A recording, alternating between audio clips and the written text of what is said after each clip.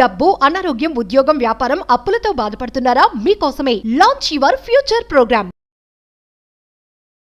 Hello Ram sir. Hi Nagaraju.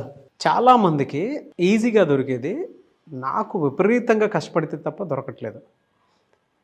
ఎందుకలా? ఇది ప్రతి ఒక్కరి మనోభావాలు సార్. ఇవన్నీ మనసులో ఉండేటువంటి మాట. ఎందుకు అలా జరుగుతుందంటారు? ఎదుటి వాళ్ళు అందరూ చాలా సంతోషంగా ఉన్నారు, అనుకున్నది సాధిస్తున్నారు, నేను మాత్రం ఎందుకు వెనకబడి ఉన్నాను, ఇట్లాంటి ఫీలింగ్ ఉన్నవాళ్ళని వాళ్ళకి సిండ్రోమ్ అంటారు. ఈ సిండ్రోమ్ ఏమంటారంటే why me syndrome. Why only me, ఏదో నాకే ఎందుకు ఇట్లా జరుగుతుంది. ఇది వీళ్ళ ఆశ్చర్యానికి అంతులేదు. జీవితం అంతా ఆశ్చర్యపోవటమే, పైగా ఎదుటి వాళ్ళ సక్సెస్ని యాక్సెప్ట్ చేయకపోవడం కూడా.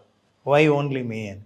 సో వై ఓన్లీ మీ అన్న సిండ్రోమ్ నుంచి బయటపడాలంటే మనం యాక్చువల్లీ యాక్షన్ తీసుకోవాలి. ఏ యాక్షన్ తీసుకుంటే, మనం ఏం చేస్తే ఈ భావం నుంచి బయటపడతాం. ఎందుకంటే ఈ భావం ఉన్నంతసేపు నీకు ఏమనిపిస్తుంటుందో తెలుసా, నేను చేయదగిలింది ఏం లేదు, నాకు ఇట్లా జరుగుతూ ఉంది, నాకే ఇట్లా జరుగుతుంది. పైగా ఈ స్టేట్మెంట్స్ చాలామంది ఇచ్చుంటారు. ఎందుకో నాకు ఎవరు క్లోజ్ అయినా సరే దూరం అయిపోతారు, నేను ఏది కోరుకున్నా సరే అదే నాకు దక్కదు, నాకు ఏదైనా దక్కిందంటే ఖచ్చితంగా అది దూరం అయిపోతుంది. ఇట్లాంటి నమ్మకాలతో చాలామంది ఉంటారు. వాళ్ళందరికీ ఉన్నది వై ఓన్లీ మీ సిండ్రోమ్ అంటాం. And your life is a reflection of how you think. నీకు ఎదురయ్యే ప్రతి అనుభవాలు ఎక్కడి నుంచో వచ్చినవి కాదు, నీ ఆలోచనల నుంచి వచ్చినవే, నువ్వు ఆలోచించినవే. అదేంటండి, వేరే మనిషి నా జీవితంలోకి వచ్చి వెళ్ళిపోతుంటే అది నేను ఆలోచన చేశానంటారా? నేను ఎట్లా ఆలోచిస్తాను? నేను ఇట్లాంటి నెగిటివ్గా ఆలోచిస్తే మరి నాకు పాజిటివ్ జరగలేదని నేను ఎందుకు కంప్లైంట్ చేస్తాను అని చాలామంది మాట్లాడతారు. కానీ what they need to understand is that your external world is a mirror. జాగ్రత్తగా గమనిస్తే నీ మనస్సు లోపల ఉన్న నీ ఆలోచనలు, నమ్మకాల యొక్క ప్రతిబింబమే బయట ప్రపంచం. అంటే ప్రతిసారి బయట ప్రపంచం మీకు ఏం చెప్తుందంటే, మీరు ఏం నమ్ముతారో ప్రతిసారి దాన్ని ప్రూవ్ చేస్తూ ఉంటుంది. మీకు ఎదురయ్యే అనుభవాలు, చేదు అనుభవాలు కానీ మంచి అనుభవాలు కానీ, అది మీరు నమ్ముతున్నారు కాబట్టి మీకు అది కనిపిస్తోంది. ఉదాహరణకి ఈ ప్రపంచం అంత పెద్ద 3D వరల్డ్ అనుకుందాం. 3Dలో నువ్వు చూసే దృశ్యం ఏంటంటే ఎక్కడిదో కాదు, ఇక్కడి నుంచి వచ్చిన దాన్ని ప్రొజెక్ట్ చేస్తే చూస్తున్నదే ప్రపంచం, నువ్వు చుట్టూ చూస్తున్నావు. సో ఈ దృశ్యం ఎక్కడి నుంచి వచ్చింది? లోపల నుంచి వచ్చింది, మనకు తెలియదు అది. సో లోపల పిక్చర్ మారితే ప్రొజెక్షన్ మారిపోతుంది. ప్రొజెక్షన్ మారాలంటే లోపల పిక్చర్ మారాలి. పిక్చర్ మారాలి అని అంటే నీ నమ్మకాలు మారాలి. ఏం నమ్మకాలు మారాలి? Life is showing you back your deepest core beliefs. నీకు లోపల సబ్కాన్షియస్లో ఉన్న కోర్ బిలీఫ్స్ని అది ప్రొజెక్ట్ చేస్తూ ఉంది. ఎట్లా ప్రొజెక్ట్ చేస్తుంది? నా లోపల బిలీఫ్స్ని ఎట్లా కనపడుతున్నాయి? ఉదాహరణకి ఒక కేసు తీసుకుందాం. For example, A person who is a unsecured person.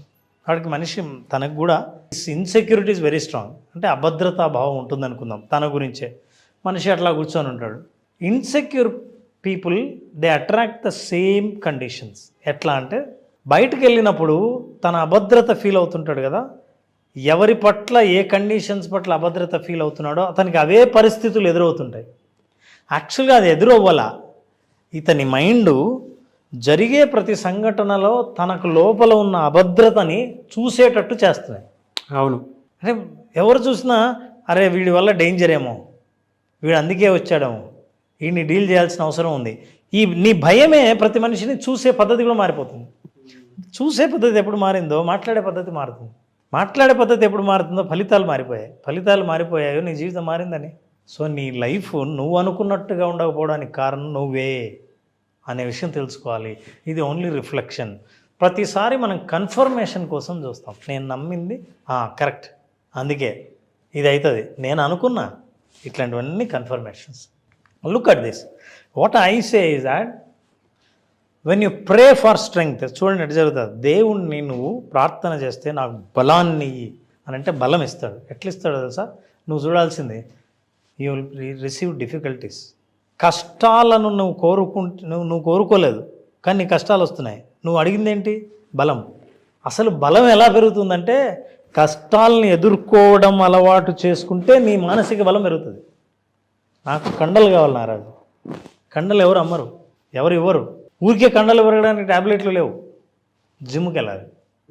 జిమ్లో ఏం చేయాలి? నువ్వు కష్టపడాలి. అంటే కండలు కావాలి, మంచి ఫిజిక్ కావాలంటే నువ్వు చేయాల్సింది ఏంటంటే కష్టపడాలి అని. సో నీకు స్ట్రెంగ్త్ కావాలి అని అంటే కష్టాలను ఎదుర్కోవాలి. అట్లాగే చాలామంది వాళ్ళు అడిగేది ఒకటి, వాళ్ళకి వచ్చేది ఒకటి, అందుకే ఆశ్చర్యపోతారు. For example, pray for wisdom. నాకు బాగా తెలివి కావాలి, తెలివితేటలతో నేను డబ్బు సంపాదించాలి, ఎక్కువ తెలివితేటలు కావాలి. తెలివితేటలు కావాలి అనుకున్నప్పుడు నువ్వు రిసీవ్ చేసుకునేది ఏంటో తెలుసా? You will face problem to solve. సమస్యల్ని మీరు సాల్వ్ చేయండి, తెలివి పెరుగుతుంది. ఇట్లాంటి సమస్యలు 4-5 చూస్తే ఓహో సమస్యలు ఇలా ఉంటాయా, ఎలా సాల్వ్ చేయాలా అని నీ తెలివి పెరుగుతుంది. సో తెలివితేటలు పెంచుకోవడానికి వచ్చే సమస్యలు నాకే ఇట్లా జరుగుతుంది కాదు, సమస్య వచ్చిందే నీ తెలివి పెంచడం కోసమని నమ్మాలి. Look at this, when you want love, ప్రేమ కావాలి, మంచి రిలేషన్షిప్ కావాలి. జీవితంలో నన్ను నమ్మేవాళ్ళు, నన్ను పట్టించుకునేవాళ్ళు, నేను చెబితే వినేవాళ్ళు ఎవరు లేరు అని అనుకుంటాం. అప్పుడు you meet a needy people for help. సహాయం కోసం సహాయాన్ని అర్థించే పీపుల్ని నువ్వు కలుస్తావు. నీకేమనిపిస్తుంది? నాకే లవ్ కావాలని నేను అనుకుంటుంటే నువ్వు సహాయం కావాలని నాకు వచ్చావేంటి అని అనుకుంటావు. నువ్వు వాళ్ళకి సహాయం చేస్తే, వాళ్ళు ఆనందపడితే, ఆ ఆనందం ముఖంలో నుంచి రిఫ్లెక్ట్ అయితే, మీకు ప్రేమ అంటే ఏంటో తెలిస్తే అప్పుడు మీకు ప్రేమ పరిచయం అవుతారు. అప్పుడు now you will become a form of love. నాన్న స్టోరీ చెబుతా, అంటే ఏం జరిగినా నీకు ఎందుకు జరుగుతుందో నీకు తెలియదు. ఓ బస్సు, యాత్రికుల బస్సు పోతుందంట. యాత్రికులు అందరూ కూర్చున్నారు. 2 రిటైర్ అయిపోయిన తర్వాత వృద్ధ దంపతులు అట్లా ప్రపంచం అంతా చుట్టి రావాలని వాళ్ళు కూడా కూర్చున్నారు బస్సులో. బస్సు ఒక చోటకు వెళ్ళి ఆ కొండ ప్రాంతంలో పోతా ఉంది, ఒక చోట ఆగిపోయింది. ఎంత స్టార్ట్ చేసినా స్టార్ట్ అవ్వలేదు. ఎవరో అన్నారు, ఎక్కడో బ్యాడ్ లక్ ఉంది బస్సులో, అన్లక్కీ పీపుల్ ఎవరో ఇక్కడ ఉన్నారు, వాళ్ళు దిగిపోతే తప్ప ఇది బస్సు స్టార్ట్ కాదు. అందరూ ఒకరి ముఖాలు ఒకరు చూసుకున్నారు. వస్తే నేనేం కాదు అని అందరిని, ఎవరు నేను బ్యాడ్ లక్ అని ఎందుకు దిగుతారు? ఎవరు దిగట్లేదంట. సో ఒక్కొక్కరిని దింపడానికి ట్రై చేసి ఒక్కొక్కరిని దింపారు. దింపితే బస్సు స్టార్ట్ అవ్వలేదు. ఈ వృద్ధ దంపతుల్ని దింపారు. దింపుతూనే బస్సు స్టార్ట్ అయింది. బస్సు వెళ్ళిపోయింది. వాళ్ళిద్దరు ఆగారు. బస్సు ముందర పోయింది. వెళ్తూనే కొంచెం దూరం పోతూనే ఆ కొండల్లోంచి పెద్ద బండరాయి దొర్లుకుంటూ వచ్చి ఆ బస్సు మీద పడి అందరూ చచ్చిపోయారు. ఇప్పుడు ఎవరు దురదృష్టవంతులు? ఇంకా దీని తర్వాత ఉంది.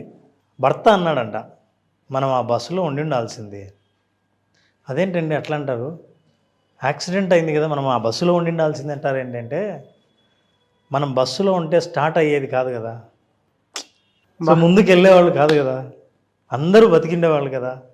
అందుకే నీ జీవితంలో జరిగే సంఘటనలు ఎందుకు జరుగుతాయి, జరిగిన వాటికి ఒక మీనింగ్ ఉందని నువ్వు నమ్మితే, నువ్వు ఫేస్ చేసే ప్రతి సంఘటన వెనక ఒక అర్థం ఉంది, అది నువ్వు కోరుకున్నది నీకు దక్కడానికి ఇది జరిగిందని నువ్వు నమ్మితే అన్నీ సాధించడం మొదలు పెడతాయి. అందుకే అప్సెట్ అవ్వకుండా believe in this nature, believe in your life, believe in your self. So వాళ్ళని చూసినప్పుడు ఎంత అద్భుతంగా జీవితాన్ని ఏదో మెసేజ్ ఇచ్చారు అనిపిస్తుంది. అందుకే what I'm saying is that accept everything. మీ దారిలో, మీ మార్గంలో వచ్చే ప్రతి దాన్ని ఎప్పుడైతే యాక్సెప్ట్ చేయడం మొదలు పెడతావో, everything becomes your own assets. So for everyone I have one suggestion, practice this and you will become very happy. What do you practice? Visualize. ఈ ఒక్క సెంటెన్స్ని అందరూ నేర్చుకుని, ఈ ఒక్క సెంటెన్స్ నాగరాజు మోస్ట్ ఇంపార్టెంట్. ఈ వీడియోని మీరు ఆఫ్ చేసైనా సరే ఒక్కసారి టైప్ చేయండి కామెంట్స్లో. Simple thing. ఇది ఎప్పుడు టైప్ చేశారో చేసినప్పటి నుంచి ఆ రోజే గమనించండి, మీ రోజులో మార్పు రాకపోతే అడగండి. I accept all blessings, opportunities, challenges. నాకున్నవన్నిటిని నేను ఒప్పుకుంటాను.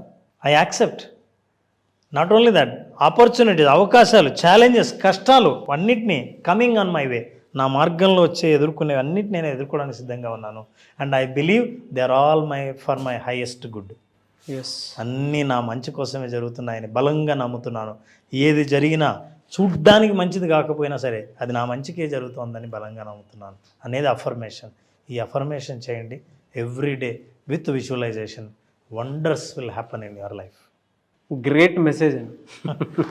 బిలీఫ్ సిస్టమ్ కూడా కొన్నిసార్లు ఎస్ నెగిటివ్లో పాజిటివ్ని ఎలా వెతుక్కోవాలి, పాజిటివ్లో నెగిటివ్ వైపు ఎలా వెళ్ళాలి అనేటువంటి దానికి ఈ వీడియోలో చాలా ఆన్సర్స్ దొరుకుతాయి. ఆ ముసలాయన అంత పాజిటివ్గా మాట్లాడాడు కాబట్టి ఆ మనిషి చావు నుంచి తప్పించుకున్నాడు. అంతే కదా. Really great sir. Anyway sir, thank you అండి. Thank you so much Ram sir. Thank you Nagesh.